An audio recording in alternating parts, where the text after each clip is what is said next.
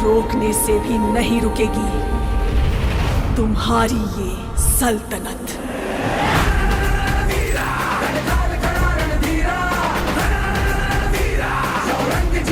Sir आपसे starting में जुड़ गया था। एक्चुअली आपका जो कोर्स है वो भैया थे मेरे, उन्होंने ले रखा था, तो उन्हीं से उन्होंने कर लिया पहले, फिर आपका काफ़ी वैलिडिटी तो रहती है, फिर उसी से तो इंग्लिश का सर का कंप्लीट हो जाता है, 3 to 4 मंथ्स में कंप्लीट हो जाता है। अगर अच्छा प्रैक्टिस के लिए जो आपने सीट्स प्रोवाइड की थी वो कर ली थी, यूट्यूब पर जो आपने अवेलेबल करा रखी है, जैसे चैप्टर वाइज 2025 वाली वो कर ली थी। अनिरुद्ध इनका नाम है। जो 2025 की बात करें तो रैंक 6 मेरे भाई, AIR जो रैंक है 2025 CGL की इनकी है। इंग्लिश के मार्क्स की बात करें तो CGL 2025 में 135 में से 135 है।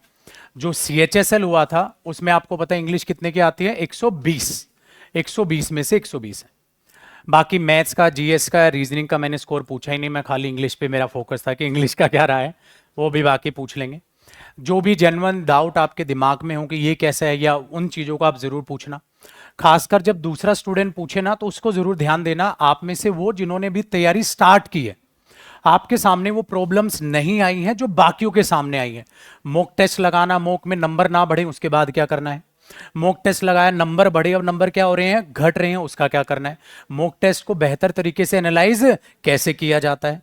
और 100 बातों की एक बात कि हम लोग वो बताते हैं एज ए टीचर, सारे एक्सपर्ट नॉलेज आपको देते हैं, लेकिन एक स्टूडेंट को एक स्टूडेंट के ही जबान से जब वो चीजें सीखने को मिलती हैं तो ज्यादा मोटिवेशन मिल जाता है, जब हम उस चीज को क्या करते हैं, ज्यादा रिलेट करने स्टार्ट कर देते हैं। तो वो चीजें वो पूछेंगे वो स्टूडेंट जिनकी तैयारी, जिनके बैच अभी और आगे तक पहुंच चुके हैं, तो वो बच्चे वो पूछेंगे। दूसरी चीज, बाकी आप लोग प्यारे बच्चे हो, मुझे ये कहने की जरूरत नहीं है कि डिसिप्लिन मेंटेन करना है या अच्छे से बिहेव करना है, वो आप सब प्यारे जानते हो। भगवान की दया से हमारे पास उस टाइप का स्टूडेंट है ही नहीं जिनको बताने से पहले किसी को इन्वाइट करो तो आपको बताना पड़े ये चीज। तीसरी चीज छोटे, ये सिलेक्शन है जो रियल सिलेक्शन है। हम या मेरा पर्टिकुलर हमेशा ही नेचर रहा है कि कभी भी किसी को ऐसा अपना सिलेक्शन ना दिखाओ जो आपका ना हो या जो आपसे ना पड़ा हो, या पैसा देके वो काम करना अपने पास ही बिल्कुल नहीं, ठीक है, बिल्कुल स्ट्रिक्टली मना है। तो स्वागत कीजिए भाई अनिरुद्ध का।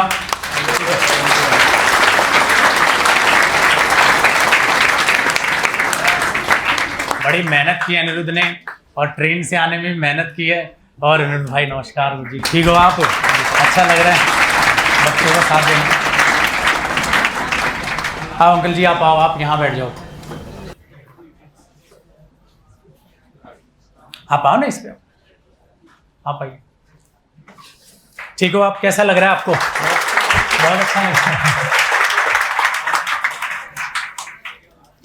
अभी खाना है, मैंने इसलिए बोला मैं पहले खाना खा लेते। नहीं सर, मैं पराठे लेके आया था। पराठे खा लिए। कैसा लग रहा है अंकल जी? आपसे ही शुरुआत करता हूँ मैं तो भाई, आप नहीं मतलब आपका ही तो बड़ा योगदान है। आओ ना आप, प्लीज चप्पल पहन के अंकल प्लीज। आप बताओ, आपसे शुरुआत होनी चाहिए, कैसा लग रहा है?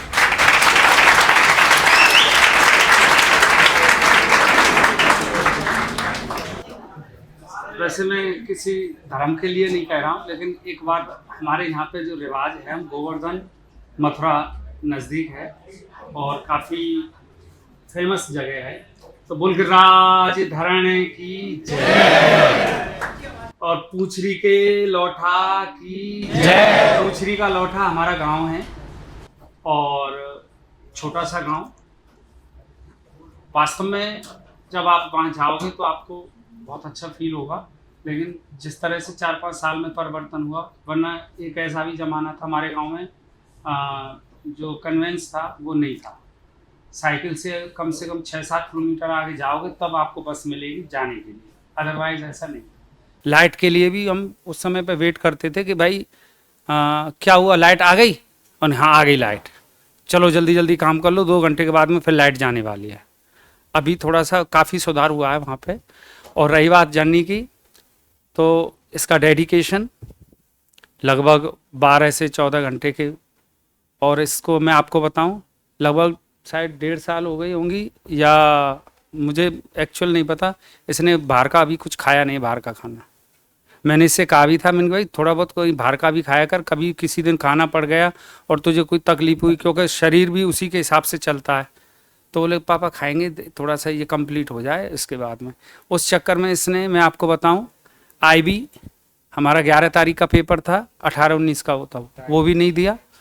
और IB के अलावा फिर हमने 2 SSB एग्ज़ाम भी मिस किए, क्योंकि वो इंटरव्यू भी मिस किए, जबकि मार्क्स 450 से ऊपर थे उसमें, केवल इसलिए कि भाई मुझे बस यही करना है, अभी पहले इसको कर लेता हूँ, उसके बाद में करें।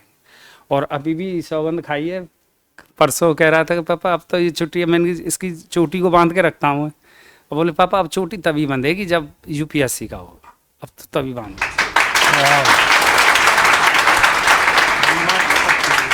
Thank you Bill ji, thank you. मेरे भाई ये डेडिकेशन तो पापा ने दिलाई या तेरे विचार खुद के इतने शुद्ध विचार हैं? सर एक्चुअली ये है कि हम जहाँ से आते हैं वो रीजन ही ऐसा है कि कृष्ण जन्मभूमि है, तो वो वहाँ से कृष्ण जी के विचार हमारे अंदर आते रहते हैं गीता से। तो जैसी संगत वैसी रंगत है। जी सर। तो मेरे भाई वो इतने ही विचारों से अंकल जी के भी आपको लग गया होगा और वैसे भी हैं, इसलिए बहुत अच्छा किया अनुरुद्ध ने। मेरा स्पेशल मन था माँ अंकल जी के साथ आना, और ज़्यादा मोटिवेशन आपको मिलता है। और आपके दिमाग में भी, जहाँ आज के टाइम में हम सोशल मीडिया के ज़माने में देखें, आजकल की जनरेशन को देखें, जो माँ बाप के प्रति वो प्यार और प्रेम है ना, वो कम होता जा रहा है। और वो चीज़ सबसे बड़ी नेगेटिव है, क्योंकि जब तक आपके अंदर इमोशंस नहीं होंगे ना, नौकरी चाहिए, क्यों चाहिए, वो क्यों का रीज़न है माँ बाप को प्राउड फील कराना है, करना है परिवार के लिए कुछ, जब तक वो रीज़न नहीं होता ना, तब तक आप उतना ज़्यादा अचीव नहीं कर पाते। जैसे मैं हमेशा आपको बोलता हूँ, मैं जब एज अ स्टूडेंट तैयारी करता था, मैं हमेशा अपने माँ बाप की फ़ोटो लगा के रखता था, ताकि फ़ोन ऑन हो तो माँ बाप का चेहरा दिखे, तो बहुत सारी गलत चीज़ों से बच जाते हैं। बहुत ज़्यादा मन कर रहा है घूमने का, मन कर रहा है फिरने का, मन कर रहा है बकैती करने का, मन कर रहा है दोस्तों के साथ ऐਵੇਂ डंग से डंग मारते फिरे, माँ बाप का चेहरा देखा, मन खत्म। कोई भी नेगेटिव विचार मन में आ रहे हैं, माँ बाप का चेहरा देखा, नेगेटिव विचार कर, और कसम से सेक्रीफाइस मांगती है चीज़ें। और अनिरुद्ध ने गजब का सेक्रीफाइस किया है, और ये इतना सच्ची लगन में डूबा हुआ था कि इसके CHSL में 120 में से 120 थे, और इसने कॉल नहीं किया मेरे को, कॉल ही नहीं किया। और मैंने इससे जब वीडियो कॉल पे पहली बार बात की, मैं 120 थे, तूने कॉल क्यों नहीं किया? और इसका रीज़न क्या था? सर वो ये था कि अभी CGL का एग्जाम आ रहा था तभी, तो मैंने सोचा कि फिर अब जैसे मैं यहाँ आया हूँ, 1-2 दिन यहाँ पर बिगड़ गई, तो एक्चुअली मेरी कंसिस्टेंसी कभी ब्रेक नहीं हुई, तो मैं उसको ब्रेक नहीं करना चाहता था जब तक CGL ना हो जाए। देख रहे हो ये डेडिकेशन कि भैया आ रहे हैं, चलो ठीक है नंबर, लेकिन CGL करना ही है, CGL पे ध्यान है। और अब भी शब्द अब आए हैं आपसे मिलने, इसलिए मैं कह रहा हूँ कि हमेशा शुक्रगुजार रहा करो हर स्टूडेंट के जो मिलने आए, क्योंकि जो सिलेक्ट हो रहा है उसकी जर्नी वहां पर अभी रुकी नहीं है। और हमेशा मैं इस चीज़ को खुद भी अपने ऊपर लागू करता हूँ कि हमेशा बेहतर से बेहतर की तलाश करो, मिल जाए अगर नदी तो समुद्र की तलाश करो। और डेफिनेटली बात है, होना भी यही चाहिए। अगर ऐसे हम बनेंगे तभी आगे बढ़ते चले जाएंगे। आप में से बहुत सारे बच्चे हैं जो सोचेंगे शुरुआत में MTSC मिल जाए तो फिर आगे तैयारी ना करूं, फिर उसके बाद आपका मन करेगा नहीं भाई ये तो मिल गया, अब और आगे और आगे। सब नौकरी अच्छी है, लेकिन अगर आप किसी और नौकरी के लिए बने और आप कर दूसरी रहे हैं, वो आपके लिए छोटी नौकरी है। कोई नौकरी छोटी बड़ी नहीं है, लेकिन आप लायक हैं UPSC के और आप कर रहे हैं SSC, फिर SSC आपके लिए छोटा पड़ गया। तो अगर आपको लाइफ में मैं पूछूं भाई तुम्हें जॉब कर रहे हो, खुश हो? हाँ सर खुश है। कुछ बेहतर की कोशिश की? अरे सर 3 साल जॉब दिए, हुआ ही नहीं। तो तुम उस नौकरी पे ताउम्र खुश रहोगे, कभी भी रिग्रेट नहीं होगा मन में, सर मैंने जी जान लगाते मेरे से नहीं होगा, बस इतना ही था मैं। और चीज़ है तो फुल डेडिकेशन के साथ 100% अपना चीज़ें देना आप सीख लो, उतना काम हो जाएगा। और वैसे ही नहीं चीले नंबर आते हैं। और 12 से 14 घंटे पढ़ना हर एक के बस की बात नहीं है। क्या पता आज की जर्नी के बाद आप पढ़ लो तो जो आप में, मेरे हिसाब से तो डेफिनेटली परिवर्तन आएंगे। यस और नो? तो वो परिवर्तन, वो दुआएं ही तो हैं। तो जो आपने आज टाइम निकाला है ना, वो मैं माँ कसम खा के बोल रहा हूँ, आप बहुत लोगों की जर्नी बदलोगे। यही कारण था कि मैंने ऑफलाइन में नहीं बुलाया। मैं सामने जो बच्चा है बैच भी पढ़ा रहा हूँ, आप उनसे मिल भी लेना और आप उनको समझा भी देना, बोल भी देना। तो वहाँ से हम ज़्यादा रिलेट करते हैं। और सेम चीज़ें जब ऑन स्क्रीन जाती हैं और वहाँ से हम इंटरव्यू देख रहे होते हैं, वो इंटरव्यू एक अलग हो जाता है। वो ऐसा लग जाता है प्रोफेशनल चीज़ें, बैठ गई बात कर रहे हैं, उतना ज़्यादा वो टच नहीं करती चीज़ें। ना ही अंकल जी इस इमोशंस के साथ सारी बात बता पाएंगे, ना अनिरुद्ध ऐसे बोल पाएगा कि क्या क्या स्ट्रगल, क्या क्या चीज़ें रही हैं। वो अब जानने की कोशिश करेंगे पूरा बैकग्राउंड क्या था, क्योंकि वो मैच करना भी बहुत ज़रूरी है। तब पता चलता है कि हम किस लेवल पे हैं। और अगर आपका जो एजुकेशन बैकग्राउंड है अनिरुद्ध से नीचे रहा होगा, तो आपको मेहनत कम या और ज़्यादा करनी है, और ज़्यादा करनी है। तो वहाँ से शुरुआत अपनी कर लेते हैं। तो अनिरुद्ध एक बार स्कूल टाइप बताना, कैसे क्या थे, परसेंटेज क्या थी, क्या था, सारी चीज़ें। जी सर। एक्चुअली जो मेरी, ऐसे रखना इसको, यहाँ से हाँ ये वाला, यहाँ से आवाज़ जाती है। जी सर। अभी आवाज़ आ रही है? तो एक्चुअली जो है मेरी स्कूलिंग जो है JNV भरतपुर से हुई है और 5th में एग्ज़ाम लगता है उसका। पापा उसकी कोचिंग भी कराते हैं, JNV सैनिक स्कूल और इनकी। तो वहाँ से मेरी स्टडीज़ हुई। उसके बाद मैंने काफ़ी एग्ज़ाम्स दिए। एक्चुअली मेरे 20 से 25 के करीब मैंने एग्ज़ाम्स अभी तक दे रखे हैं। सबसे पहला एग्ज़ाम जो था मेरा JNV वाला ही था। उसके बाद मैंने RIMC का एग्ज़ाम दिया था और उसमें मेरी ऑल राजस्थान में 3rd रैंक थी, लेकिन केवल एक ही बच्चे का सिलेक्शन होता है, तो इसलिए मेरा सिलेक्शन नहीं हुआ था। इसके बाद मेरे NDA के एग्ज़ाम दिए थे, 3 बार एग्ज़ाम दिए थे, रिटन तो निकल गया था, लेकिन 3 बार SSB में मेरा नहीं सिलेक्शन नहीं हुआ था। और उसके बाद मुझको एक भैया ने बताया कि SSC करके ये है जो अच्छा मतलब प्रोवाइड करती है काफ़ी सारी अपॉर्चुनिटी। तो फिर मैंने SSC की तरफ अपना रुख किया और CGL और CHSL दोनों एग्ज़ाम्स दिए। दोनों एग्ज़ाम्स निकल गए। CHSL का भी निकला था और 2024 में, और अभी CGL का भी काफ़ी अच्छी तरह से। तो ये रहा। और 12th में क्या परसेंटेज थी आपकी? अब तो आप एक काम करो, आप भी ऐसे लगाओ, कंफर्टेबल रहो, ऐसे लगाओ। 12th में क्या परसेंटेज थी? 12th में सर 82 के करीब। 82%। 82 और थे कैसा स्कूल, मतलब क्या पढ़ाई में कैसे थे आप? सर पढ़ाई में मैं शुरू से ही काफ़ी अच्छा था। एक्चुअली मुझको पढ़ने में मज़ा आता है। मज़ा आता है? हाँ, एज ए स्पोर्ट्स पर्सन मैं इतना नहीं हूँ, लेकिन हाँ मैं खेले हैं, स्पोर्ट्स काफ़ी खेले हैं। वॉलीबॉल मुझको काफ़ी अच्छी लगती है, पर पढ़ने में ज़्यादा मज़ा आता है। वॉलीबॉल कौन सी, शूटिंग वाली या ये वाली? सब फिंगर्स जो नेट पे। वो अच्छा, एग्जैक्ट मैं रिलेट करें, मैं स्मैश वाला, मैं वो शूटिंग बोलते हैं ना, मैंने ये उंगली तुड़वाई हुई है, ये तुड़वाई, वो लेदर वाली जो हिलते हैं। नहीं लेदर वाली नहीं, वो वाली नहीं। ठीक है। और क्या मतलब ये, और दिन में अगर मैं ओवरऑल आपकी जर्नी को देखूं तो दिन में 12-14 घंटे पढ़ाई चल रही थी? हाँ, ऐसा नहीं है कि हर दिन ही 12-14 घंटे हो रही थी, लेकिन बात ये थी कि मैंने कंसिस्टेंसी को ब्रेक नहीं होने दिया। मतलब जैसे कि पूरा ईयर रहा होगा तो उसमें एक भी दिन ऐसा नहीं था जिसमें मैंने 1 घंटे तो पढ़ाई की नहीं। कुछ ना कुछ, जैसे कि शादी भी है तो सुबह सुबह 2-3 घंटे निकाल लिए, और कुछ नहीं तो मॉक टेस्ट लगा लिया। जैसे बस में जा रहे हैं, मॉक टेस्ट लगा लिया। इंग्लिश का मॉक टेस्ट कितने का होता है? 7-8 मिनट का होता है, लगा लिया। कुछ ना कुछ सीखने को मिलेगा, 1-2 वोकैबुलरी मिल जाएगी, 1-2 कुछ चीज़ें मिलेंगी, तो उस टाइप से। जी सर। जैसे कि टॉपर्स के जो इंटरव्यू हैं, एक्चुअली मैं डेडिकेटेडली मैंने किसी के इंटरव्यूज देखे नहीं थे। हाँ, मैंने 10 to 20 इंटरव्यूज देखे थे शुरुआत में कि किस तरह से मुझको आगे करना है, तो वो भी मैंने बस में ही किए थे, बस में ही देखे थे, जिससे कि मुझको लगे कि हाँ भाई जो पढ़ने वाला समय लाइब्रेरी वाला वो मेरा वो नहीं हो, और मैं अपनी चीज़ें सीखी हूँ। तो ये इस तरह से मेरा सिस्टम रहा था सर। आपसे स्टार्टिंग में जुड़ गया था। एक्चुअली आपका जो कोर्स है वो भैया थे मेरे, उन्होंने ले रखा था, तो उन्हीं से उन्होंने कर लिया पहले, फिर आपका काफ़ी वैलिडिटी तो रहती है, फिर उसी से फिर मैंने कर लिया। बढ़िया, एक बैच से 2 दिन।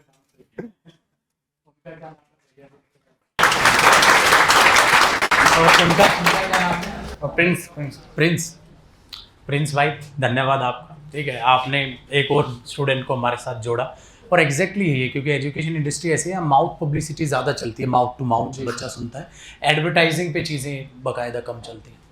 तो उसके बाद अगर मैं टोटल फिर आपकी बात करेंगे, क्वेश्चन में क्या आएगा मेरे दिमाग में जो रहता है, कभी यार मेरे साथ वो क्वेश्चन भी आपने ख़त्म कर दिया। मैं ये पूछने वाला था कि कभी ऐसा हो रहा था कि पढ़ाई का मन ना हो या बीच में कॉन्टिन्यूटी टूटी हो?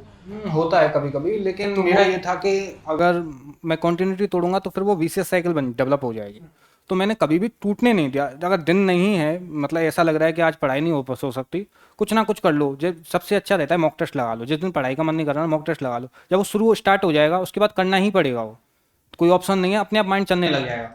तो जैसे एक टाइम हुआ था मेरा कि मुझे पढ़ने का मन नहीं कर रहा था उस दिन लाइब्रेरी में, तो मैंने कम से कम 7-8 मॉक टेस्ट लगा लिए लगातार।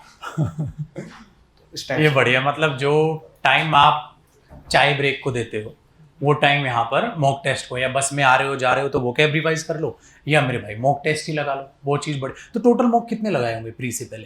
काफ़ी लगा लिए, ऐसे गिनती तो नहीं है। 200 हो गए होंगे? नहीं सर, 1000 प्लस हो गए। काम तो डायरेक्ट ही मार देते 1000। ओ माय गॉड, बहुत बढ़िया भाई। और मेन से पहले हो गए होंगे 200 के आसपास। 200 मेंस के लगाए हैं? 100-200 के बीच में होंगे शायद, ऐसे अप्रॉक्सीमेट। अब आपको लगेगा मैं क्यों तुम्हें डांटता है, कहता रहता हूँ, फिर हमें छोटा चूजा फर्स्ट ईयर वाला फुदक के कहता अभी तो मेरे पास 2 छाल है, मैं तो आराम से चल सकता हूँ। उसको कौन बताए कि तुझे आगे बहुत बड़ा समुंदर है जो कवर करना है, कहाँ तुम छोटी छोटी बातों में सोच रहे हो, रिवीजन है कितना सारा करना है। तो जो क्लास में PNG का तो मेरा कोई सिस्टम, तो रजिस्टर बनाया क्या किया? सर 2 रजिस्टर भर गए थे एक्चुअली मेरे।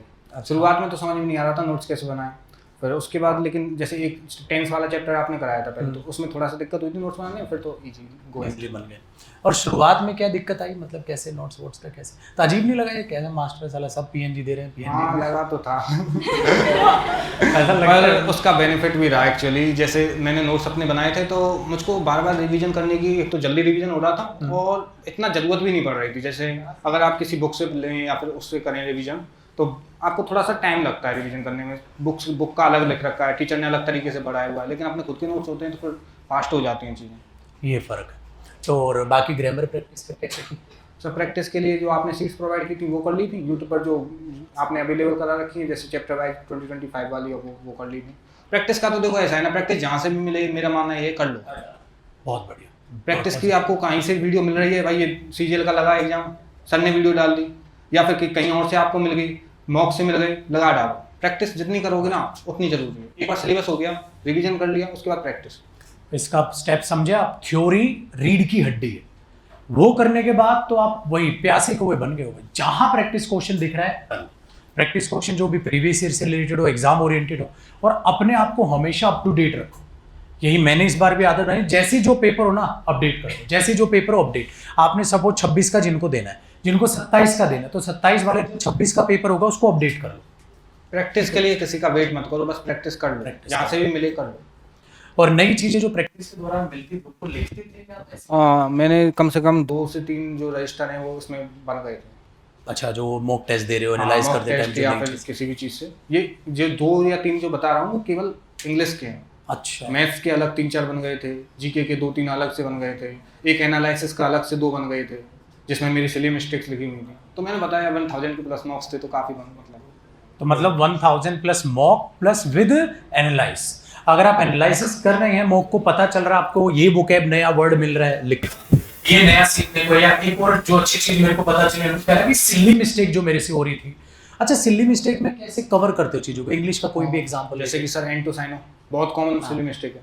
इसके अलावा जब भी कई बार एरर पूछता है वो, तो हम ध्यान नहीं देते, हम सोचते हैं डायरेक्ट ग्रामेटिकल एरर पूछा होगा उसने, पर कई बार वो स्पेलिंग एरर भी पूछ लेता है। मतलब लिखेगा ऐसे जैसे ग्रामेटिकल एरर पूछ रहा है, लेकिन पूछता वो स्पेलिंग एरर है।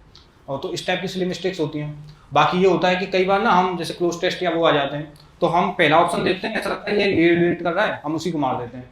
चारों ऑप्शन पढ़ना काफ़ी जरूरी है। ऐसा हो सकता है कि उसी के जैसा कोई दूसरा ऑप्शन भी हो और वो ज़्यादा बेटर हो। उससे बहुत बड़े एज क्लोज टेस्ट जिनको कराया रिलेट कर पा रहे हो, वो वर्ड भी, और हम कह रहे हैं सर ये वर्ड भी है तो ये मीनिंग है, मैंने बोला यार इसकी जो कोलोकेशन यूज हो रही है वो ये वर्ड यूज हो रहा है, ये सिली मिस्टेक है। तो और ये ना बता रहा है, ये जब तक खुद नहीं जियोगे ना ये चीजें सिली मिस्टेक समझ नहीं आएंगी। तो जब तक मॉक नहीं दोगे, अपना पहचान, अपना आईना है, मैं तो कहता हूँ स्टूडेंट का आईना जो होता है मॉक टेस्ट है। और कोई भी स्टूडेंट हो जो सिलेक्टेड है, रैंक होल्डर है, टॉपर है, सबका एक मॉक को जितना सीरियस आप सिलेबस को लेते हो ना, उतना ही सीरियस वो मॉक को लेकर चलता है। ये ध्यान रखना मेरे भाई इस बात का, शुरुआत से एंड तक। 5th सब्जेक्ट है जो मॉक है, मॉक का एनालिसिस एक्चुअली 5th सब्जेक्ट की तरह उसको लो। मेरे जो 2 रजिस्टर्स बने थे, बाद में वो जो 2 रजिस्टर्स मेरे सिली मिस्टेक्स के थे, मैंने उनको एक चार्ट में अलग से लिख लिया था। मैथ्स की सिली मिस्टेक्स हो गई, कैलकुलेशन में हो जाती हैं, जैसे कि मल्टीप्लाई 2 करते हो, जब पॉइंट में डेसिमल्स में हो जाती हैं मिस्टेक्स, मल्टीप्लाई 2 रेडियस, डायमीटर, इस टाइप की जितनी भी सिली मिस्टेक्स होती हैं। जीके में क्या क्या निकटों की लगाए जा सकते हैं, किस तरह से और करा जा सकता है, और वन आउट कैसे किया जा सकता है, उसको यूज़ कर लो। इंग्लिश में क्या क्या थी, तो मैंने एक चार्ट में जो नोट डाउन कर ली थी चारों सब्जेक्ट्स की, जो लास्ट टाइम था उसमें। और फिर जो लास्ट था उसमें मैंने कंप्यूटर को देखा था कि उसको लगा था, एक्चुअली मुझको पहले से फीलिंग आ गई थी कंप्यूटर इस बार हार्ड आएगा, तो मैंने कंप्यूटर को देखा था लास्ट के 2 दिन, और उन जो चार्ट था उसको रिवाइज किया था, उसके अलावा कुछ नहीं किया था। तो पेपर से पहले क्विक रिवीजन के लिए आपके शॉर्ट नोट्स कुछ इस तरीके से तैयार हो कि पूरा का पूरा वो दर्शन करा दे। मतलब बहुत गजब का काम है यार, खुद पे मतलब जितनी आप उम्मीद कर रहे हो। मैंने एक डायलॉग याद है, जितना आप सोच के आए हो इस दलदल में कि मुझे ये करना है, गुना 2 कर दो। जितनी भी आपने सोची उतनी मेहनत कर दूंगा, डबल कर दे, तब जाके सिलेक्शन निकलता है। और तब जाके तो फर्स्ट अटेम्प्ट था आपका ये? जी सर। पहले अटेम्प्ट में 6th, और CHSL का भी फिर फर्स्ट होगा। जी सर। नाइस भाई, मेहनत भी यार उस लेवल की आपको करनी है। और नाइस, बढ़िया फर्स्ट टाइम में चीजें जो बच्चे बाहर उनको अंदर बिठाते चल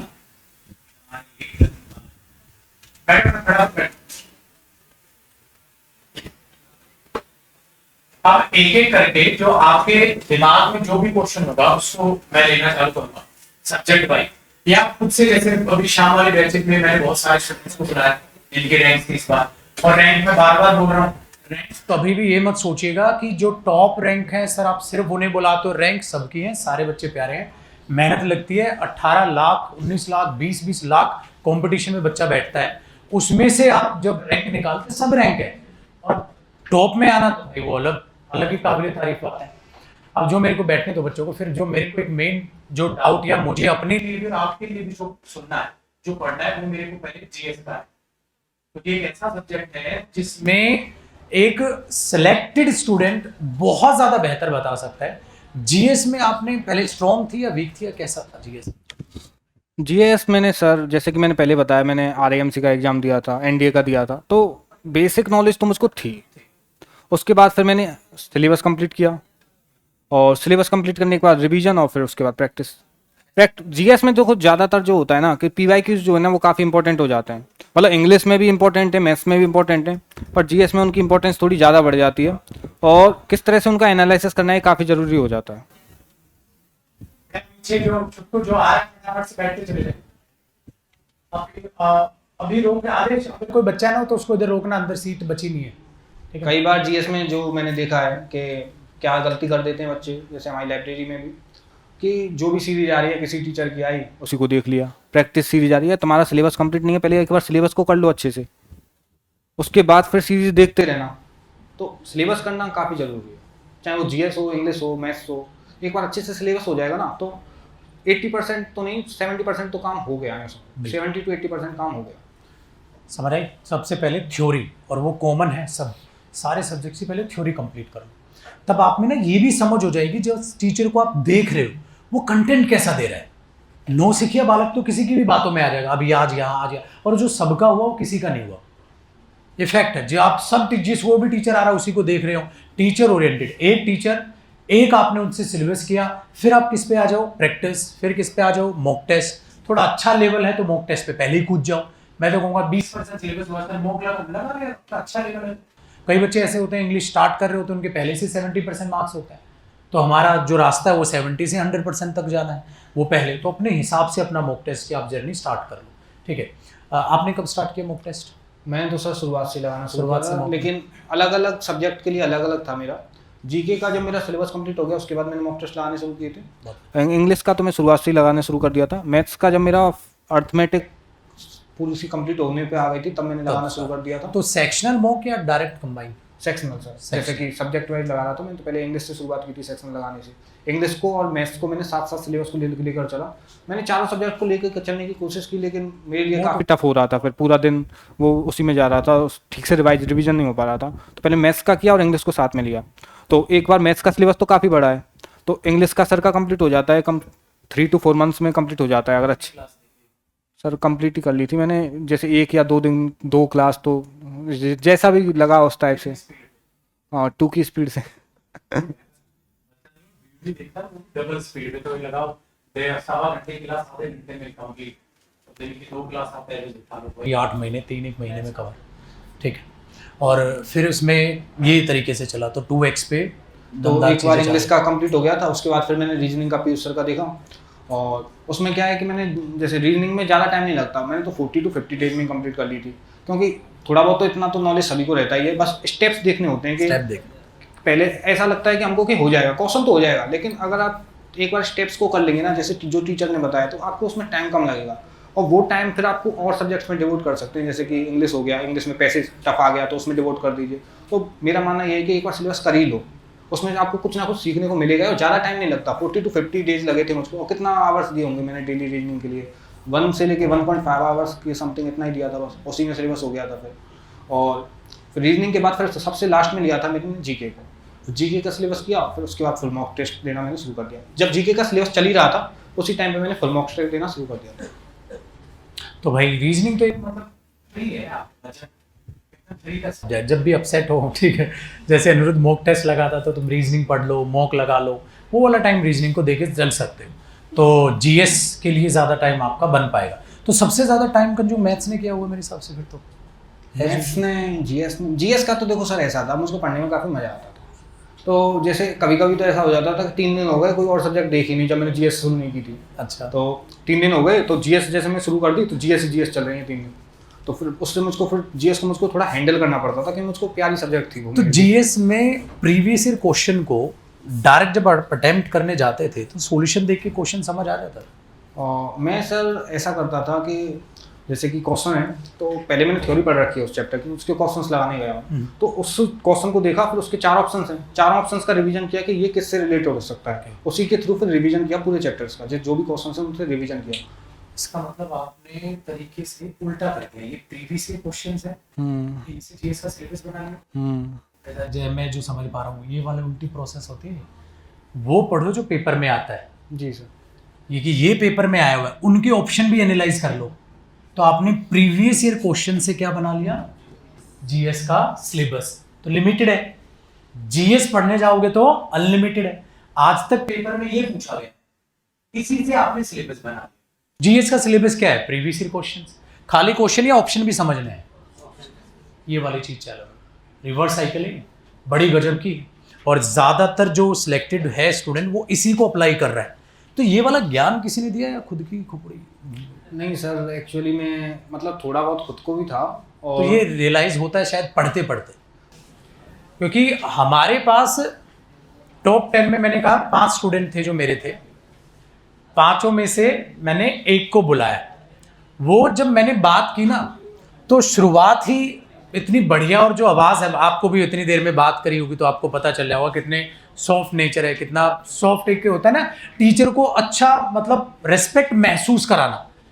बहुत सारे बच्चों का हर एक का नेचर ये नहीं होता कि पब्लिक है, ऑब्वियसली बात है, पिताजी का ही चेहरा झलक रहा है, पिताजी के आदर्श आपको देख रहे होंगे, वही झलक है। एग्जैक्टली ऐसा अपना नेचर बना के चलना, दुआएं कमाओगे, रेस्पेक्ट कमाओगे। सारे सिलेक्टेड बच्चों से आप मिलते हो, हर एक अपना अलग एनर्जी छोड़ के जाता है, यहाँ आपको अलग वाइब मिलेंगी, कहाँ ऐसा है। और यही एक कारण, और हर एक के पास नहीं होता समय, सब हो गए हैं और जिंदगी में अभी रुकना नहीं है, इसने भी किया और आज का समय निकाला है। थैंक यू अनिल भाई, आप आए। और सच में ये चीज़ रखना, कोई भी बच्चा पूछना थोड़ा सा समय निकाल के एक्सप्लेन कर देना, अगर कोई भी आपसे कुछ भी पूछता है थोड़ा सा ये समय रखना जरूर, ठीक है। वो नेचर है सबका, और बना के आप भी रखना। और जीएस में जो कहा भाई ये प्लीज़ अप्लाई करना, और ये शायद मैंने अपनी तरफ से भी जब स्टूडेंट से बात करता हूँ, मैं भाई ये कह रहे हैं इंग्लिश से ज़्यादा मैं सबसे एक ही सब्जेक्ट आप बोलो जीएस का। तो ये प्रीवियस ईयर क्वेश्चन से जो जीएस का आप सिलेबस बनाते हो ना, ये बनाना आप लोग सब सीख लो। प्रीवियस ईयर की कोई भी अच्छी किताब पकड़ो जीएस की, जिसमें सारा प्रीवियस ईयर है अच्छे से, जिसमें एक्सप्लेन किया हुआ है, और वहां से सिलेबस पढ़ना चालू कर दो। ज्योग्राफी में आपने कितने टॉपिक किए हैं, थ्योरी पढ़ी है, अच्छी चीज़ है। ज्योग्राफी एग्जाम्स में कितनी पूछी गई है, उससे सिलेबस निकाल लो अब, और उसमें मेहनत टीचर की लगेगी, तुम्हारी लगेगी, हमारी। वो करने के लिए तैयार हो। और जिसके लिए भाई 10 घंटे, 11 घंटे, 12 घंटे जितने भी लगे, एग्जाम आया तो 14-14 घंटे भी पढ़ाई हो रही है, और ऐसा कोई दिन ही नहीं गया जिस दिन पढ़ाई ना हो रही है। तो वो नेचर आज से अपना डाल के चलो भाई साहब, ये रखिएगा। और मैथ्स में जो कॉमन क्वेश्चन स्टूडेंट का आता है, आपने एक टॉपिक किया, आपके साथ ऐसा होता था 4 कर ली पहले भूल गए? शुरुआत में काफ़ी हुआ था, परसेंटेज मैंने की थी, तो परसेंटेज में मुझको काफ़ी दिक्कत हुई थी शुरुआत में। लेकिन एक बार मतलब 3-4 चैप्टर जब मेरे हो गए अर्थमेटिक के, तो मैं पहुंचा था मिक्सचर एंड एलिगेशन पे। तो उसके बाद पता नहीं क्या हुआ था, अचानक से सारी चीज़ें लिंक होने लग गई, और फिर अर्थमेटिक तो मतलब ऐसा लगा कि पूरा चैप्टर एक ही चैप्टर है, कोई अलग अलग चैप्टर्स इसमें है नहीं। ये था और सारी चीजें आ जाती हैं तो घूम फिर के एक ही टॉपिक। वो जो मैं आपको बोलता हूँ मजाक में, इफेक्ट में, टेंस पढ़ लो, वर्ब पढ़ लो, वर्ब एडवांस पढ़ लो, सब पढ़ लो, घूम फिर के क्या लगेगा, वह भी तो है टॉपिक। ऐसे भी मैथ्स में आपका मर्ज होगा, और ये सबके साथ है, तो उसको बार बार रिवाइज किया फिर। हाँ, अर्थमेटिक का ज़्यादा रिवीजन नहीं किया, मतलब रिवीजन तो मैंने किया, लेकिन मुझको ऐसा लगा नहीं कि मुझको ज़्यादा नीड है, क्योंकि एक बार जब मुझे कंप्लीट हो गया था, 1-2 बार रिवीजन कर लिया फिर ठीक है। और एडवांस का बार बार कंसेप्ट्स को याद करना पड़ता है, क्योंकि वो कम लिंक होते हैं एक दूसरे से। जैसे अलजेब्रा, ट्रिग्नोमेट्री लिंक हैं, लेकिन इतनी लिंक नहीं है जितनी कि परसेंटेज और रेशियो एक दूसरे से लिंक है। तो उनका बार बार रिवीजन करना काफ़ी हो जाता है। बार बार कंसेप्ट का रिवीजन को अभी इतना हार्ड क्वेश्चंस तो अभी आ नहीं रहे। मेन होता है कि बस ईजी को, अब क्या है ना कि ईजी क्वेश्चंस तो रहते हैं, लेकिन वो कंसेप्ट याद नहीं है। तो वो कंसेप्ट, जो जितने भी कंसेप्ट हैं उनको एक जगह लिख लो, या फिर किसी भी कंसेप्ट को कोई भी बुक मंगा लो कंसेप्ट की, उससे कर लो, या खुद लिख लो। स्टार्टिंग मैंने खुद से नोट्स बनाने की थी, खुद के कंसेप्ट के नोट्स बनाए थे, लेकिन मेरे लिए वो फिर थोड़े ज़्यादा टाइम टेकिंग हो रहा था काम, क्योंकि मैंने अपने हैंड रिटन नोट्स भी बनाए थे मैथ्स के, इंग्लिश के भी बना रहा था, तो काफ़ी टाइम टेकिंग हो रहा था। फिर मैंने कंसेप्ट किंग करके बुक है, वो मंगा ली थी, उसको मुझको काफ़ी अच्छा लगा उसके। लेकिन कोई भी बुक मंगाओ ना, उसको अपने लिए अपने हिसाब से उसको मॉडिफाई जरूर करो। मैंने जैसे कि अलग से उसमें चार्ट्स लगा दिए, ऐसा लगा कि ये वाला सॉल्यूशन मेरे हिसाब से नहीं है, इसको थोड़ा काट कर अपने हिसाब से सॉल्यूशन कर लिया। तो अपने हिसाब से बुक को मॉडिफाई जरूर करो, अलग से क्वेश्चंस उसमें लिख लो जो आपको लगता है कि भाई ये इसमें इंक्लूडेड नहीं है लेकिन इंपॉर्टेंट क्वेश्चन है, रिपीटेड क्वेश्चन है, तो उसको लिख लो। तो अपने हिसाब से कोई भी बुक हो, नॉट जस्ट मैथ और कोई कंसेप्ट या कोई भी बुक, कोई भी बुक हो, जीएस की हो, कोई कंसेप्ट की, मैथ की बुक हो, इंग्लिश की बुक हो, अपने हिसाब से उसको मॉडिफाई जरूर करो। कौन से क्वेश्चंस हैं जो कि आपको दोबारा में विजिट करने हैं, कौन से हैं जो कि वन ग्रो में हो जा रहे हैं, तो इस टाइप से। यानी कि बुक को अपनाना और प्रीवियस ईयर को अपनाना, ये कला समझ रहे हो जो ये शब्द बोलने की कोशिश कर रहे हैं। एक कोई भी बुक ना जो आपने आज तक पढ़ी, मैंने पूरी बुक दे दिया, आपकी बुक 6 से 3 महीने से पढ़ रहे हो, बच्चों का दिमाग खराब हो जाता है। कोई बुक, भगवान ना करे, बुक गुम गई, नोट्स गुम गए, खत्म है सब कुछ, इतना डिस्टर्ब हो जाओगे। मेरी किताब थी, मुझे ये आता है, इस पन्ने पे मैंने ये लिखा था, इस चीज को मैंने ये समझा था, इसको ऐसे अंडरलाइन किया था, वो छीन ली। और अब जो नाश हो रहा है बच्चों का, वो हो रहा है पीडीएफ से। इतनी बातों में एक चीज समझ आई, खुद के नोट्स बनाना, बुक बनाना, नोट्स बनाना, बुक बनाना। एग्जाम ओरिएंटेड स्टडी ये होती है। जब आप अट्रैक्ट होने लग जाओ, ये पीडीएफ, ये पीडीएफ, ये पीडीएफ, ये टॉप क्वेश्चन, ये पीडीएफ, जितना आप उधर हो गए तो वही है, पीडीएफ पीडीएफ करे हर कोई, पीडीएफ पढ़े ना कोई। बुक आपके पास एक लिमिटेड रिसोर्सेज है, लिमिट रखोगे, जितना बार बार रिवीजन करोगे मल्टीपल टाइम्स, उतना साथ रहेगा, उतना दिमाग में रहती है चीजें। घबराने से बेहतर है पढ़ना और रिवीजन करना। जब भी घबराहट होगी, इससे बढ़िया रिवाइज कर ले भाई। जितनी टेंशन आप घबराहट में दोगे, उतना आप रिवीजन में आप दे के चले जाओ। कभी ऐसा लगा था कि शायद पेपर ना निकले? बहुत ऐसा पेपर ना निकले तो नहीं लगा था एक्चुअली, पर और अच्छा, रैंक का था कि रैंक आएगी? हाँ, रैंक का था कि 1000 के नीचे तो आ ही जाएगी, बाकी और कितनी आएगी वो कह नहीं सकते। तो 1000 का क्या था आपको, 1000 के नीचे आएगी? हाँ, 1000 तो मतलब पेपर देते देते ऐसी फील आई थी कि ये तो गया। मुझको पता नहीं था कि क्या फीलिंग आई थी पेपर के टाइम पर, केवल उसी पर फोकस था। पेपर तो अच्छा, ऐसा होता है दुख टाइप है, तो तुमने सिर्फ पेपर ज्यादा दे लिया ना, तुमने वो डर खत्म कर लिया। क्वेश्चन आ रहा था, जा रहा था, क्वेश्चन आ रहा था, जा रहा था, तो एकदम मोक वाली फील ले गए तुम तो। हाँ, मेरा 10-20 मिनट पहले हो गया था फर्स्ट सेक्शन भी, और सेकंड सेक्शन भी। सब बोल रहे थे टाइम कंज्यूमिंग है, और खासकर इंग्लिश का वो पैसेज वाला था, तो उसमें थोड़ा बहुत मुझको, जैसे मैंने एंड में किए थे पैसेज, तो उसमें थोड़ा सा टाइम का इशू रहा, लेकिन इतना भी नहीं रहा, थोड़ी 2-3 मिनट पहले हो ही गया। फर्स्ट सेक्शन तो 10-20 मिनट पहले ही हो गया था। ये था। तो जो ये नए चीजें हैं फर्स्ट ईयर वाले, जो बिल्कुल एकदम स्टार्ट कर रहे हैं चीजें, जो एमटीएस देंगे, एसकेएचएस देंगे, उनको आपने ऑब्जर्व किया लाइब्रेरी में भी? अच्छा, लाइब्रेरी में जो बच्चे आ रहे हैं ज्यादा सीरियस है या मखौल है, या ऐसे चालू करें लाइब्रेरी या घर? दोनों जगह देखो, अपना अपना बेनिफिट है, अपने अपने वो हैं। अब कई जगह ऐसी होती हैं जहाँ पर लाइब्रेरी जो प्रोवाइडेड ही नहीं है, तो फिर वो कहाँ से लाइब्रेरी ज्वाइन कर सकते हैं। आपने लाइब्रेरी रखी थी? जी, मैंने लाइब्रेरी ज्वाइन करी। आपका माहौल कैसा था लाइब्रेरी में? सर, लाइब्रेरी में ठीक था, अच्छा था, और उससे मुझको काफ़ी हेल्प मिली, रेगुलरिटी बनाने में मुझको काफ़ी हेल्प मिली। घर पर इतना अच्छा से कंसिस्टेंसी मेंटेन नहीं हो पाती थी, लाइब्रेरी जाने से मुझको कंसिस्टेंसी मेंटेन हो पाती थी। पर मैं बोल रहा हूँ कि काफ़ी लोगों का ऐसा होता है कि वो लाइब्रेरी से ज़्यादा उनको घर पर अच्छा लगता है, तो मेरे कहने से अपना चेंज ना करें। जो भी आपने पहले से प्लान बना रखा है ना, उसको ज़्यादा मॉडिफाई ना करें, पहले से प्री प्लान बना के चलें। कोई टॉपर ने बताया, ठीक है, आप उससे क्या ले सकते हैं बस वो लें अपनी जर्नी में। वो आपके हिसाब से बैकग्राउंड का है तो ज़्यादा अच्छी बात है, क्या ले सकते हैं वो लें, और ज़्यादा अपने प्लान्स को मॉडिफाई ना करें। मैं कुछ और बोल रहा हूँ, कोई कल और आएगा वो कुछ और बोलेगा। बहुत अच्छा। पर चीज़ें वही हैं, सिंपल हैं चीज़ें। सिलेबस कंप्लीट करो, रिवीजन करो, प्रैक्टिस करो, मौक दो, इसके अलावा कुछ करने की ज़रूरत नहीं है। वही चीज़ें कोई अलग तरीके से करता है, कोई अलग तरीके से करता है, कोई अलग बुक से करता है, कोई अलग टीचर से करता है, कोई अलग से करता है, पर चीज़ें सिंपल हैं। बस बात यह है कि उन सिंपल को कॉम्प्लेक्स मत होना। समझे? और ऐसा करता है बच्चा, जब चीज़ें समझ आने लग जाती है ना, फिर इधर उधर भागता है, थोड़ा और पढ़ लूँ, थोड़ा और इस चीज़ का कोई अंत ही नहीं है। तो जीएस कहाँ रोकना है? प्रीवियस ईयर क्वेश्चन, मतलब एग्जैक्टली मैं तो ये मानता हूँ रीड की हड्डी है पीवाईक्यूज, उनके बगैर कुछ भी नहीं है। वो आप करते हो वहीं तक रेंज रखो बस, किसी में भी एक्स्ट्रा जो कराने लग रहा है छोड़ना पड़ेगा। सारा लपेटने चले जाओगे, कुछ भी हाथ में नहीं आएगा, ये ध्यान रखिएगा भैया।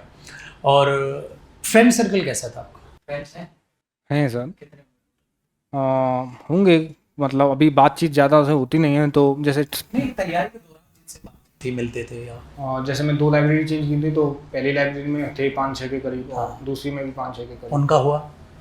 अभी तो नहीं हुआ, लेकिन एक CHSL का टायर 2 दे के आया, पिछली बार उसने CGL का टायर 2 दिया था। ठीक है, अभी देखते हैं, NTPC का भी दिया था टायर 2, लेकिन हुआ नहीं था, देखते हैं। हो जाएगा। और बाकी फ्रेंड्स का क्या लग रहा है, हो जाएगा? हाँ, हो जाना चाहिए। सारे पढ़ाई के लिए थे या कोई मखौलबाजा भी रखा हुआ था? नहीं सर, ऐसा कोई नहीं था, बस सारी पढ़ने वाले। सारे पढ़ने वाले थे। ये जानबूझ के बुलवा रहा हूँ, ये ध्यान रखना। जो फ्रेंड सर्कल है ना, आप कहाँ जाओगे आपको बता देता है, पर दोस्त में से जब वो मूवी में होता है भाई, दोस्त का हो गया मुझे जलन हो गई, वो मूवी है। यहाँ उल्टा होता है, दोस्त का हो गया तो पता है क्या लगता है, ये कर सकता है तो मैं भी कर सकता। यहाँ उल्टा होता है, तो वो इतना ज्यादा अपने आप को पुश करता है कि अगली बार उनका हो जाए। कल एक स्टूडेंट था, उसके भी बोलते इंग्लिश में बच्चा है, उसके दोस्त का नाम चिराग था, चिराग का नहीं हुआ उसका हो गया। और जबकि चिराग उसको लेके आया था सीजीएल में, उसको सीजीएल क्या होता है वगैरह कुछ पता नहीं था, ठीक है, वो उसको लेके आया था कि भाई तू भी कर ले।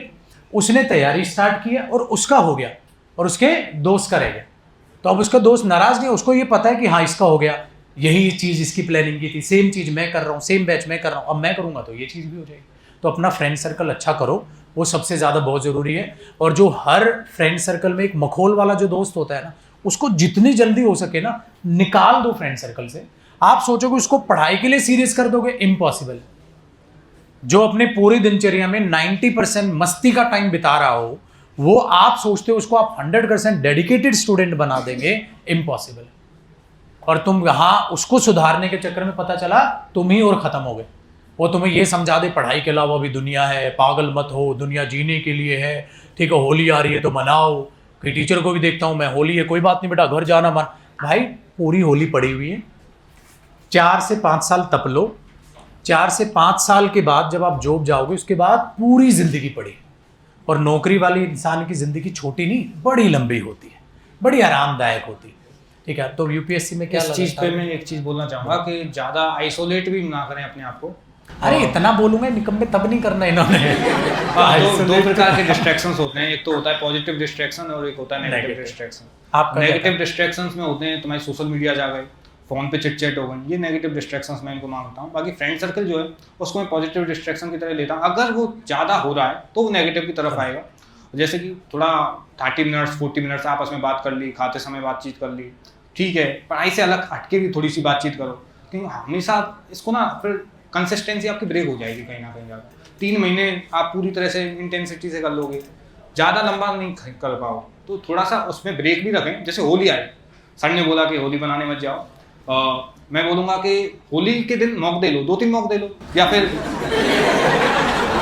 और उसके बाद होली। इसके देखना अंकल शादी के फेरे होंगे मौक दे के आते हैं। मेरे को इस हिसाब से लग रहा है, कहता आप करो एक बार, मैं अभी एक मौक दे देता हूँ। उसके बाद ऐसे इसकी छोटी बहन बोल, इसके बाद ऐसा है कि ऐसा तो है नहीं कि भाई होली कोई पूरे दिन का ही त्योहार है, 2-3 घंटे मैक्सिमम होता है जो इंटेंसिटी होती है, उसमें खेलो आराम से। फिर थोड़ा बहुत रिवीजन कर लो, शाम को कर लो, शाम को घर वालों के साथ बैठ लो, बातचीत कर लो। तो दोनों चीज़ें रखो, थोड़ा लाइट रखो जर्नी को, ज़्यादा हार्ड मत हो। और मैंने काफ़ी इंटेंस हो गया था प्री के टाइम पर, तो वो मुझको कॉस्ट किया था, तो उस टाइप से फिर मेरा फोकस नहीं बन पा रहा था। तो यही था कि अगर आप ज़्यादा इंटेंसिटी रखोगे ना तो एक टाइम पे मेंटल स्टेबिलिटी आपकी थोड़ी ख़राब होने लग जाएगी। तो इतना भी मत रखो, इतना भी अपने आप को वो मत करो, लेकिन हाँ पढ़ाई करते रहो, दोनों चीज़ों को समय दो, बैलेंस करना लाइफ को काफ़ी ज़रूरी है। ये बात बिल्कुल सिलेक्शन के बाद आती है। नहीं सर, नहीं सर, एक बार थोड़ा सा माइंड को डिस्टर्ब होने देते हैं। क्यों होने देते हैं? जो आप बोल रहे हैं मैंने भी उस वक्त जिया है, अंकल जी ने भी जिया है, तुमने भी जिया है, और हर सिलेक्टेड बच्चे ने जिया है। एक बार माइंड डिस्टर्ब होगा, आपसे बात नहीं कर रहे हो काफी दिन हो गए, मैं अभी मम्मी को कॉल करूंगा, मम्मी को क्या हुआ, क्योंकि उनको पता है बंदा रात को ही बात होती है, दिन में या कभी बहुत कम बात। और अब मैं क्या करूंगा, फिर मैं थोड़ा बैठ जाए तो बतिया लिया, बतिया क्या बतियाते हैं थोड़े दिन के लिए एक ऐसा वक्त आएगा घर के लिए आप समय कम निकाल पाओ, और वो जर्नी में महसूस करना प्लीज। हर इंसान ने ये पक्का बोला है बट वो जिया सबने।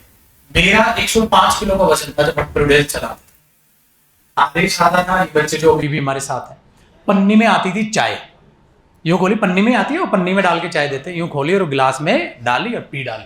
बाहर का खाना जो आ रहा है खा लिया, नान वान जो भी, क्योंकि उस वक्त हम पढ़ा रहे थे, जयदीप बन रहा था, सर नहीं था, जब तक लगा नहीं था। 13 साल हो गया यार इस जर्नी में। बतरा में हजारों की तादाद में स्टूडेंट पढ़ा है। अगर उस वक्त मैं ये सोचता कि परिवार के लिए कोई समय नहीं था सर। रात को 12 बजे घुस रहे थे, ऐसा लग रहा था होटल में जा रहे हैं, सोए उठे फिर 7:30 का बैच था। और ये जर्नी सबने कीजिए है, और राकेश सर ने तो इतनी जी है कि घुटने खराब कर लिए थे, और अब भी ये हालत में हो गए हैं। अब आप जूते देख रहे हो कितनी मोटी सोल है इनकी, कि भाई ये जूते रहे, अब भी 10-12 घंटे पढ़ा रहे हैं। नहीं पढ़ाते तो वो भी नहीं होगा। कोई पूछे, एक भी इंसान ऐसे दिखा दो जिसने हद से ज़्यादा मेहनत ना की। और जो आपको लग रहा है ना, ये थोड़ा सा प्राउड फील होगा। और आपने, भगवान मैं कह रहा हूँ, शुक्र है कि आपने वक्त जी लिया, वो जिया तो आप यहाँ। और कसम से, तेरे को क्या लग रहा है, तो यूपीएससी से पहले ऐसे बावला नहीं होगा? तू भी यही है, मैं भी यही हूँ।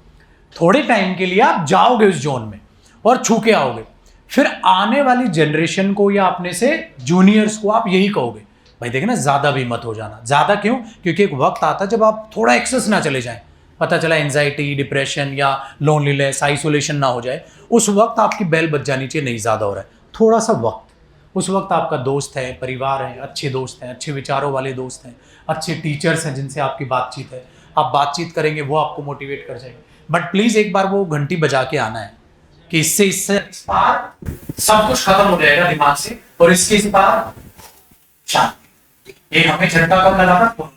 सब कुछ छिन 160 जगह ऑल ओवर इंडिया में कोरोना है, सब बंद। जितना पैसा कमाया सब कुछ खा लिया। 160 सेंटर बंद हुए हैं यहाँ पे, और उस वक्त एकदम से मेरे दिमाग में जो था, अच्छा मैं इंसान है, ये नहीं तो कुछ और है। अब क्या करना है? ऑनलाइन पढ़ाना, कैमरा लगा है, ऑफलाइन आप टीचर की आदत है, गप्पे लगा ली, चालू किया, चालू कर रहे क्लास, कैमरे को पढ़ाना, एक और प्लान डेवलप कर ली। क्योंकि सब 7 महीने तक कोई बैच नहीं था, ना मेरा ना राकेश सरकार का कोई बैच नहीं निकाला। आपस में इंतजार कर रहे थे ऑनलाइन, उनकी वजह मतलब ऑफलाइन, क्योंकि कैमरे को कैसे पढ़ाने की आदत नहीं है।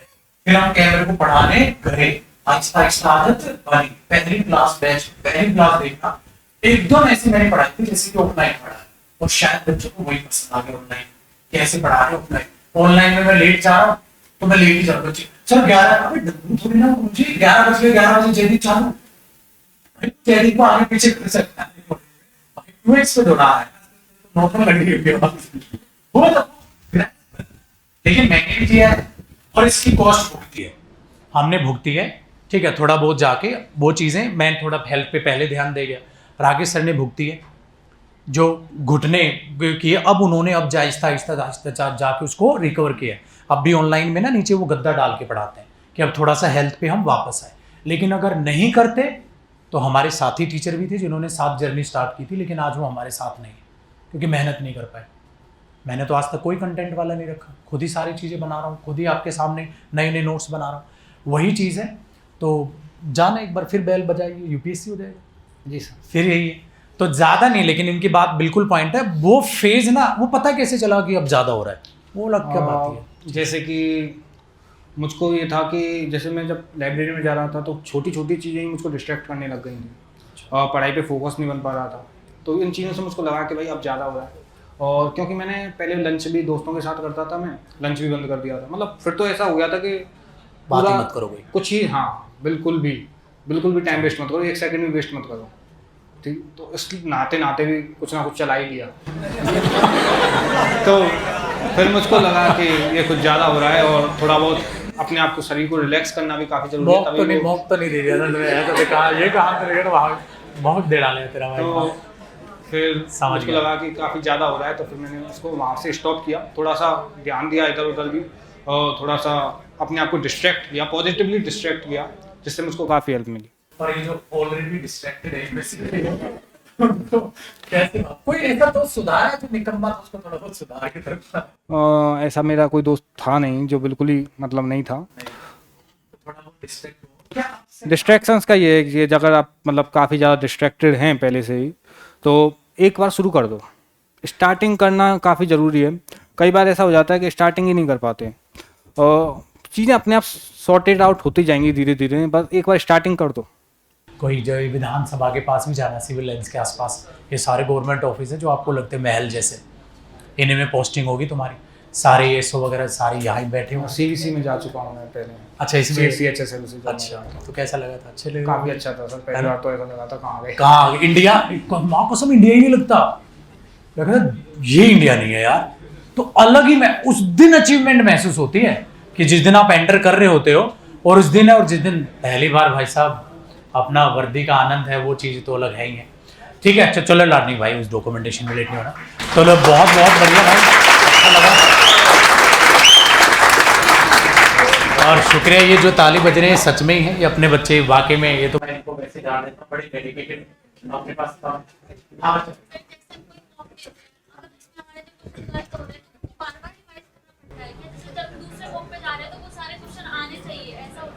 हाँ, रिवाइज करना पड़ेगा बार बार रिवाइज करना ही और पड़ेगा। रजिस्टर बनाना 2-3 बार तो कम से बार करना ही रजिस्टर भी बनाना उसका।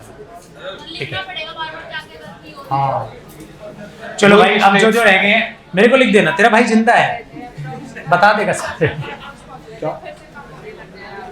क्या अच्छा, मॉक में पहले नंबर आ गए, फिर से कम होने लग गए हैं, तो मॉक का एनालाइज नहीं किया तूने पिछले का? वो ऐसा होगा कि पहले TCS पैटर्न था तो थोड़ा सिंपल था इंग्लिश का, और अभी थोड़ा सा चेंज हो गया है पैटर्न में, तो उस टाइप से। अच्छा एक मिनट बैठो बेटा, एक चीज रह गया, एक मिनट ये तो मैं भेज गया। जल्दी से बैठ, जल्दी से, 2 सेकंड का काम है बस, 2 मिनट एक लेके आया बच्चे। ले आया आदेश, जल्दी ले आ बेटा, लेट हो रहा है। इसको रख, स्टूल को ऊपर रख।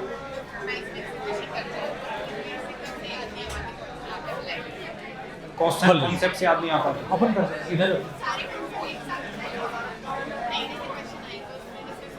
बेटा, बैठ जा, 2 मिनट बैठ जा लड्डू। और जो इधर वाले भी उधर इधर आना है तो वो भी इधर आ जाएंगे, उधर कोई भी इधर भेज देना अगर कोई बच्चा इधर आना चाहिए।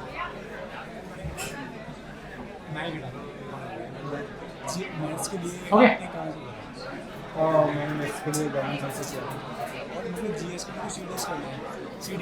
बैठ के बेटा, जो आ रहे हैं बस 2 मिनट के लिए खड़े हो, ये बच्चे निकलेंगे, अब ये बैच कंप्लीट है। ठीक है, तो अब साथ से साथ हो जाएगा। मैंने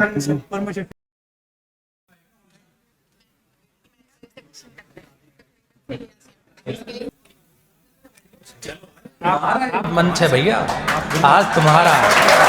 नहीं आप आओ, अभी आओ।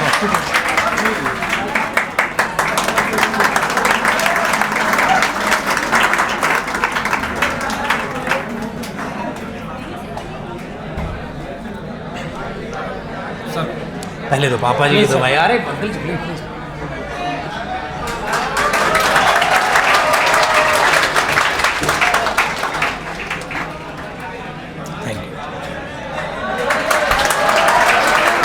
थैंक यू मेरे भाई, ये तो तू ही खा लाडले, तेरा ज़्यादा हक बनता है, थोड़ा लेना, तो बाहर का खाता नहीं है भाई।